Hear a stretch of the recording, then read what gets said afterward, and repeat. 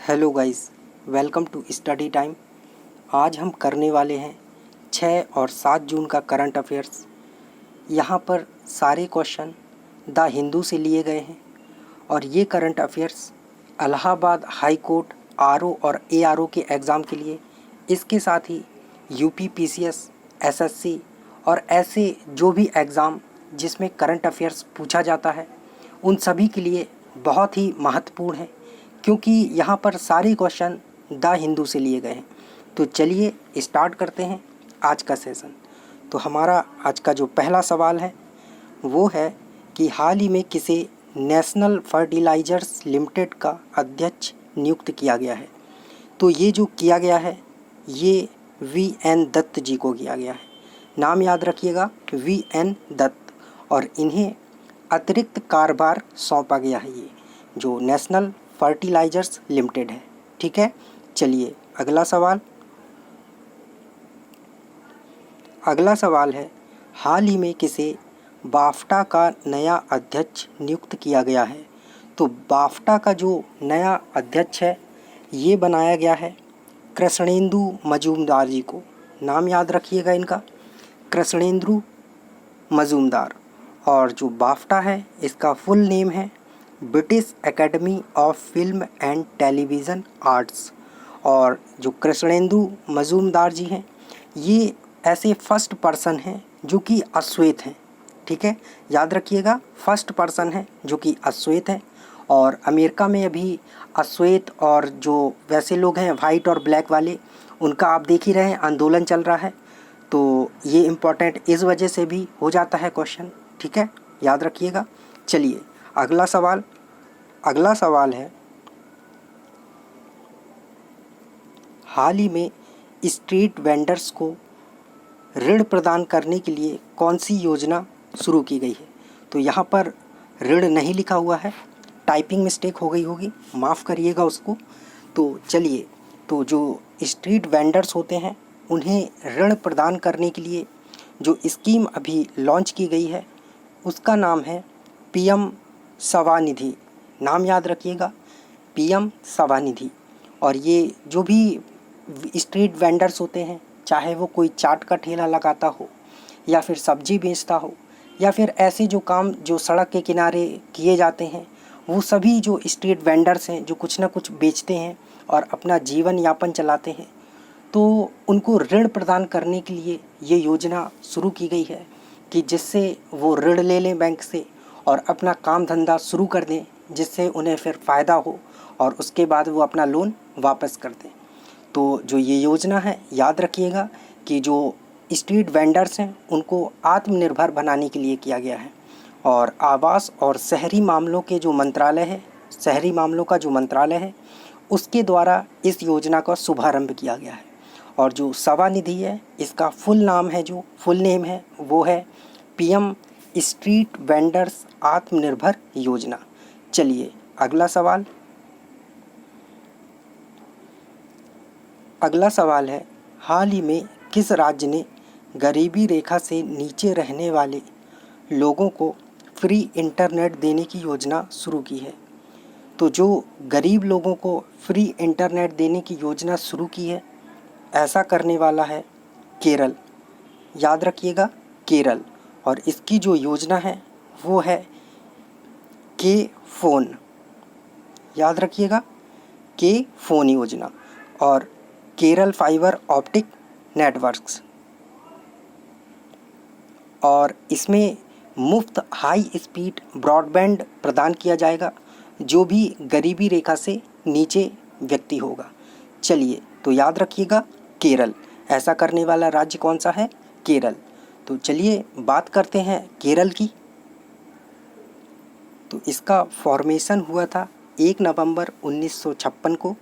Capital Thiruvananthapuram, number of district 14, CM Pinarayi Vijayan, governor Arif Mohammad Khan, Lok Sabha 20 seat, Rajya Sabha 9 seat, Vidhan Sabha 141 seat, state mammal elephant, state bird great hornbill, state flower kanikonna, state fruit jackfruit and state tree यहाँ पर coconut है। चलिए अगला अगला सवाल है, हाल ही में स्पंदन अभियान की शुरुआत किस राज्य ने की है? तो ये जो स्पंदन अभियान है ये शुरू किया है छत्तीसगढ़ ने। ठीक है, याद रखिएगा, छत्तीसगढ़। मतलब छत्तीसगढ़ की जो पुलिस है उसने ये अभियान शुरू किया है। और इसमें जो भी इनके पुलिसकर्मी हैं वो डिप्रेशन का शिकार हो रहे थे, तो उनकी जांच करने के लिए और उनका मतलब अवेयर करने के लिए और उनकी जो डिप्रेशन है उसको योग थेरेपी देकर, म्यूज़िक थेरेपी देकर सही करने के लिए ये योजना शुरू की गई है। तो याद रखिएगा, जो स्पंदन अभियान है ये छत्तीसगढ़ के द्वारा शुरू किया गया है, छत्तीसगढ़ पुलिस। चलिए तो बात करते हैं छत्तीसगढ़ की। तो यहाँ की कैपिटल है रायपुर और ये स्टेट बना था 1 नवंबर 2000 को। Number of district 27, governor Anusuiya ji, chief minister Bhupesh Baghel, member of the legislative assembly जो विधानसभा है उसकी 90 सीट है, लोकसभा 11 और राज्यसभा की यहाँ पर 5 सीट है। चलिए अगला सवाल है, हाल ही में किसे WTO में भारत का नया राजदूत नियुक्त किया गया है? तो जो नया राजदूत नियुक्त किया गया है वर्ल्ड ट्रेड ऑर्गेनाइजेशन में, ये हैं ब्रिजेंद्र नवनीत जी। नाम याद रखिएगा, ब्रिजेंद्र नवनीत जी। काफ़ी इम्पॉर्टेंट क्वेश्चन है। इसको अगर आप PDF डाउनलोड करना चाहते हैं तो टेलीग्राम ग्रुप है, वहाँ से डाउनलोड कर सकते हैं और प्रिंट करवाकर आप इसमें हाईलाइट भी कर सकते हैं कि ये काफ़ी इम्पॉर्टेंट क्वेश्चन है। क्योंकि वर्ल्ड ट्रेड ऑर्गेनाइजेशन ये पूरे विश्व में सभी देशों को कंट्रोल करता है ट्रेड के मामले में, कि कोई देश इसमें पीछे ना रह जाए, किसी के साथ अन्याय ना हो या कोई ट्रेड करने को लेकर ज़्यादा आगे ना निकल जाए, मतलब किसी भी कंट्री के साथ गलत हो जाए कुछ, तो उसको कंट्रोल करता है। तो वर्ल्ड ट्रेड ऑर्गेनाइजेशन याद रखिएगा। और ये ब्रजेंद्र नवनीत जी हैं जो भारत के नए राजदूत होंगे WTO में। बात करें अगर WTO की, तो इसका फॉर्मेशन हुआ था 1 जनवरी 1995 में। याद रखिएगा 1995 में। और इसका हेडक्वार्टर जिनेवा स्विट्ज़रलैंड में और मेंबर कंट्री 164 हैं। चलिए अगला सवाल है, हाल ही में किसे विश्व बैंक के एग्जीक्यूटिव डायरेक्टर का सलाहकार नियुक्त किया गया है? तो विश्व बैंक है, वहाँ पर जो एग्जीक्यूटिव डायरेक्टर हैं उनका जो सलाहकार नियुक्त किया गया है ये राजीव टोपानो जी को किया गया है। नाम याद रखिएगा, राजीव टोपानो। चलिए अगला सवाल है, हाल ही में किसने कॉमनवेल्थ शॉर्ट स्टोरी प्राइज़ 2020 जीता है? तो जो कॉमनवेल्थ शॉर्ट स्टोरी प्राइज़ 2020 है ये जीता है कृतिका वाजपेयी जी ने। यहाँ पर मिस्टेक हो गया है, पांडे नहीं होगा, कृतिका वाजपेयी होगा। ठीक है, याद रखिएगा, कृतिका वाजपेयी। और ये एशिया रीजन के लिए इन्हें ये अवार्ड दिया गया है। ये एशिया, पैसिफिक, अफ्रीका, कनाडा और यूरोप रीजन में दिया जाता है। तो जो एशिया पैसिफिक रीजन है इसके लिए कृतिका वाजपेयी जी को दिया गया है। और इनकी शॉर्ट स्टोरी थी the great Indian T and snacks, इसके लिए इनको ये अवार्ड प्रदान किया गया है। तो नाम याद रखिएगा, कृतिका वाजपेयी। ठीक है, कृतिका वाजपेयी। ओके, चलिए अगला सवाल है, हाल ही में किस देश ने वर्चुअल ग्लोबल वैक्सीन समिट 2020 की मेज़बानी की है? तो ये की है ब्रिटेन ने। याद रखिएगा, ब्रिटेन ने। और भारत ने इसमें पार्टिसिपेट किया है और भारत की तरफ से मोदी जी ने इसमें पार्टिसिपेट किया है, भारत का प्रतिनिधित्व किया है। ठीक है, याद रखिएगा। और ब्रिटेन के PM कौन है आप कमेंट करके कमेंट सेक्शन में बताइए। चलिए अगला सवाल है, हाल ही में किस राज्य ने सैलरी ट्रैकर मोबाइल ऐप मेरा वेतन लॉन्च किया है? तो ये जो ऐप है जम्मू एंड कश्मीर के जो उपराज्यपाल हैं गिरीश चंद्र मुर्मू जी, उन्होंने ये लॉन्च किया है और जो भी सरकारी कर्मचारी हैं उनके लिए इस ऐप को लॉन्च किया गया है कि वो अपनी सैलरी ट्रैक कर सकें। चलिए अगला सवाल है, हाल ही में भारत सरकार ने किस मंदिर का 100% सौरकरण करने की योजना को मंजूरी दे दी है? तो भारत का ऐसा कौन सा मंदिर है जहां पर 100% जो इलेक्ट्रिसिटी होगी उसका सौरकरण करने जा रहे हैं? तो ये है सूर्य मंदिर। याद रखिएगा, सूर्य मंदिर। और किसने बनवाया था इसको? तो इसे बनवाया हुआ था किंग नरसिम्हादेव वन। तो जो किंग नरसिम्हादेव वन थे, इन्होंने सूर्य मंदिर बनवाया हुआ था। और सूर्य मंदिर को ब्लैक पैगोडा भी बोलते हैं। याद रखिएगा, अक्सर एग्ज़ाम में ऐसे क्वेश्चन पूछ लिए जाते हैं। तो ब्लैक पैगोडा और वाइट पैगोडा किसे बोलते हैं? आप कमेंट करके कमेंट सेक्शन में बताइए। और सूर्य मंदिर किस स्टेट में है? तो ये है उड़ीसा का सूर्य मंदिर। और किस शहर में है? तो ये है कोणार्क। चलिए अगला सवाल है, सीरम इंस्टीट्यूट पुणे का CEO कौन है? तो ये क्वेश्चन न्यूज़ में क्यों है? क्योंकि जो सीरम इंस्टीट्यूट है ये कोरोना वैक्सीन बनाने का काम कर रही है, इसका परीक्षण कर रही है और बोला हुआ है कि सितंबर और अक्टूबर तक हम इसकी वैक्सीन बना देंगे और इसका परीक्षण चल रहा है। इसलिए इस इंस्टीट्यूट के जो CEO हैं वो इम्पॉर्टेंट हो जाते हैं। और ये तो भाई साहब बहुत ही इम्पॉर्टेंट पर्सन बन गए हैं इस समय देश के लिए। तो नाम याद रखिएगा इनका, अडर पूनावाला जी। ये CEO हैं सीरम इंस्टीट्यूट पुणे के। ठीक है, चलिए अगला सवाल। तो जो अगला सवाल है, हाल ही में RBI ने रेपो रेट दर कम करके कितनी कर दी है? तो अभी हाल ही में RBI ने रेपो रेट जो कम कर दी है वो कर दी है 4%। याद रखिएगा 4%। और पहले ये कितनी थी? तो पहले थी 4.40% और इसको कम करके अब 40% कर दिया है। रेपो रेट क्या होती है?